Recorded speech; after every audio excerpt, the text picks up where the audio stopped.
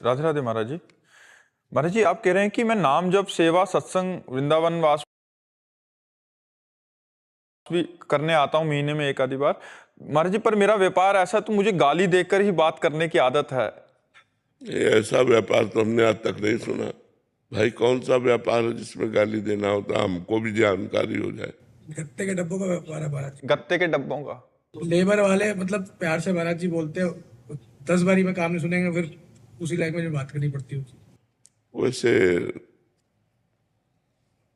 गाली ना दे तो अच्छा है, क्यों जबान गंदी करे यार। हम डांट के भी तो कह सकते हैं, कि सम्मान पूर्वक कह सकते हैं कि आप ऐसा क्यों नहीं करते हो।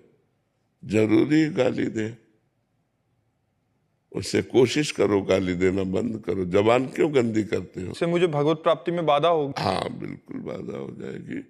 आप कठोर वचन बोलते हैं, जबकि वाणी के लिए कहा गया है मृदु, हितकर और सत्य।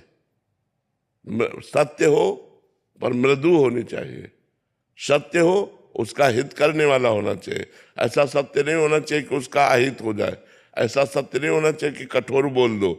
सत्य, मृदु और हितकर वाणी। वाणी एक अमोल है, जो कोई बोले जान, हे तराजू तौल के तब मुख बाहर आदि करते रहते हैं, फायदा क्या हुआ। हाँ, हम कठोर शासन कर सकते हैं। अगर हमको अपनी लेबर से काम कराना है तो गाली दे के थोड़ी काम कराना है, कठोर शब्दों से भी बोल सकते हैं, निकाल सकते हैं, लेकिन गाली क्यों दे। गाली देने का अभ्यास बहुत गलत है। प्रायः लोग गाली दे देते हैं, नहीं देना चाहिए, गाली को रोकना चाहिए। जबान गंदी क्यों करें हम, तो बहुत गंदी बात होती है और बहुत निकृष्ट बात होती है, और ये छोड़ देना चाहिए। कोशिश करो, आप और कठोर शब्दों का प्रयोग कर सकते हो, लेकिन गाली देने की जरूरत नहीं है। आपको लगे तो निकाल सकते हो उसको, लेकिन जरूरी नहीं कि आप गालियां देकर ही अपनी जबान को, अपने स्वभाव को बिगाड़ें। ऐसा ना करें। महाराज जी, आपको सुनने वाले बहुत सारे जने हैं महाराज जी। कॉलेज और स्कूल के स्टूडेंट्स भी महाराज जी, आजकल ट्रेंड चल गया है गाली दे के ही बात करने का, और बहुत गंदी बात है, बहुत गंदी बात है। विद्यार्थी का तो एक तपस्वी जीवन होता है। आज विद्यार्थी विलासिता में जा रहे हैं, गंदी बातों में जा रहे हैं। नहीं, विद्यार्थी का जीवन तो एक तपस्वी जीवन होता है। वो हर अपनी इंद्रियों को कंट्रोल में करके विद्या अध्ययन करके उच्च स्थानों पर प्राप्त करता है। जो विद्यार्थी हस्तमैथुन करता है, जो विद्यार्थी गर्लफ्रेंड आदि बना करके बॉयफ्रेंड बना करके व्यभिचार करता है, जो विद्यार्थी नशा करता है, जो विद्यार्थी गंदी बातें बोलता है, वो विद्यार्थी नहीं, वो तो भ्रष्ट आचरण वाला बच्चा है। वो दंडनीय मार्ग में जा रहा है, वो उन्नतिशील कभी नहीं हो सकता। अगर किसी घूस आदि देकर उच्च पदों पर बैठा भी तो हमारे समाज का शोषण करेगा, वो समाज का हित नहीं कर सकता। जिसकी मानसिकता इंद्रियों की विलासिता में गिर गई है, वो भ्रष्ट आचरण वाला, वो भ्रष्ट अधिकारी होगा, ना कि वो उत्तम अधिकारी बनकर हमारे समाज की सेवा करे। तो ये जो बच्चों की गंदी बातें हैं, आपस में गालियां देना, गंदी बातें करना, गंदे मजाके करना, ये सब नहीं करना चाहिए। इससे हमारा स्वभाव बिगड़ता है, इससे हमारी बहुत हानि हो जाती है। मनोरंजन में हम नीचे पतित होते चले जा रहे हैं, ऐसा मनोरंजन नहीं करना चाहिए। मन को सही बोलना चाहिए। हमें मृदु वाणी के द्वारा, सम्मान पूर्वक वचन के द्वारा, विद्या विनयम ददाति, जो विद्या है वो विनय प्रदान करती है, सभ्यता प्रदान करती है। ये असभ्यता, कठोर वचन, माँ बहन की गालियाँ, उद्दंडता, सिगरेट पीना, हुक्का पीना, व्यभिचार करना, गंदे आचरण करना, ये सब क्या है? ये विद्यार्थी जीवन है। यही हो गया महाराज जी। हाँ, तो आज हमारा नई पीढ़ी जो है वो गिरती चली जा रही। नहीं करना चाहिए, नहीं करना चाहिए। नए नए बच्चों से हमारी हाथ जोड़कर प्रार्थना है कि वो व्यसन और व्यभिचार से बचें, अपने बूढ़ों का सम्मान करें, समाज में अच्छे व्यक्तित्व को स्थापित करें, गंदे बच्चे बनकर समाज को गंदा ना करें।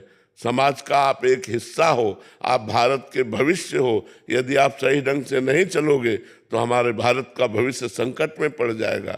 इन्हीं बच्चों में कोई एमएलए बनता है, कोई विधायक बनता है, कोई डॉक्टर बनता है, कोई वकील बनता है, कोई न्यायाधीश बनता है। और यही जब गंदे आचरण वाले, भ्रष्ट आचरण वाले हैं, तो ये जीवन भर भ्रष्ट आचरण वाले रहेंगे। क्योंकि बच्चापन नींव होती है जीवन की।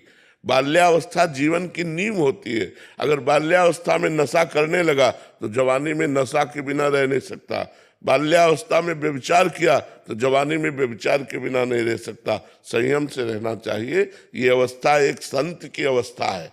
बाल्यावस्था एक तपस्वी की अवस्था है। इसीलिए गुरुकुलों में भेजा जाता था कि वहां से परिपक्व होकर फिर गृहस्थ धर्म में आवे। अब गुरुकुल वाली तो बात ज्यादा रह नहीं गई। अब तो आधुनिक विद्यालय रह गए जिनमें आधुनिकता ही आधुनिकता है, अध्यात्म है ही नहीं। और बिना अध्यात्म के जीवन बढ़िया नहीं होता, जीवन सही मार्ग वाला नहीं होता, क्योंकि अध्यात्म सही मार्ग सिखाता है। आधुनिकता की पढ़ाई चल रही है, अध्यात्म नहीं है तो ब्रह्मचर्य नहीं है, पवित्रता नहीं है, व्यसन रहित जीवन नहीं, विनय नहीं है, गंभीरता नहीं, सहनशीलता नहीं। जरा सी बात में 4 विद्यार्थी मिलकर टीचर को पीट दिए। तो ये जो हमारी असभ्यता है, ये हमारे समाज में बहुत बड़ा कलंक है। इसे हटना चाहिए। हमारे नए बच्चे नशा न करें, हमारे नए बच्चे व्यभिचार न करें, हमारे नए बच्चे अच्छे मार्ग का अनुसरण करें, ये हम चाहते हैं। हाथ जोड़कर प्रार्थना करते हैं, अपने जीवन को बर्बाद मत करो। अब जो ड्रग्स लेने लगा बच्चा, अब उसके बिना जी नहीं सकता। अब पूरे जीवन के लिए उसने रुपयों की आवश्यकता बढ़ा ली। अब उसको 100-200 रुपये रोज चाहिए, अब जितने का आता हो। जैसे धीरे धीरे डोज बढ़ते जाते हैं। और अभी मर जी आपको 4 दिन पहले बता रहा था कि एक माता जी लेके आए थे। वो कह रहे थे कि ये घर का सारा सामान बेच दिया, गांव का बच्चा है, कह रहा धान बेच दिया, मेरे आभूषण बेच दिए, पिताजी इसके है नहीं है, और पूरा अभी इसकी हालत ऐसी हो गई है कि मतलब क्या बताऊं। बिल्कुल बिल्कुल, क्योंकि उसे अर्थ चाहिए। नशा सीख गया, उसे अर्थ चाहिए। तो नए बच्चों को चाहिए कि वो व्यसन न करे, व्यभिचार न करे, संयम से रहे। जब गृहस्थी में जाए तब गृहस्थ धर्म का उपभोग करे। नहीं, अभी एक तपस्वी जीवन है। विद्यार्थी जीवन एक तपस्वी जीवन होता है, जो अपनी इंद्रियों को, अपने मन को रोक करके विद्या अध्ययन में लगाकर उच्च उन्नति को प्राप्त होता है। इसलिए ये उन्नति प्राप्त करने की अवस्था है, इसको बर्बाद मत करो।